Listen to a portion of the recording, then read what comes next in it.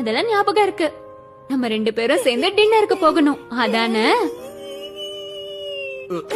Shinchan, உனக்கு ஒண்ணு ஆகலையே?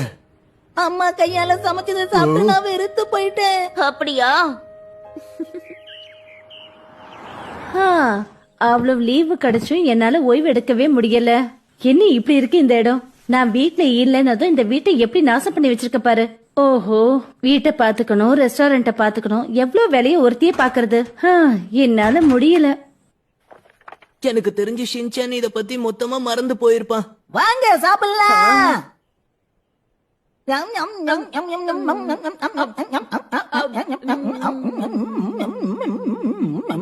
ஷின்சான், நீ கியூட்டா இருக்க.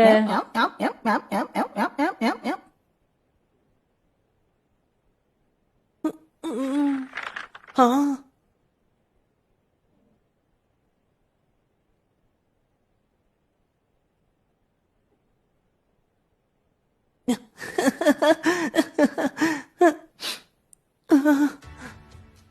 Thank you so much, Shin-chan.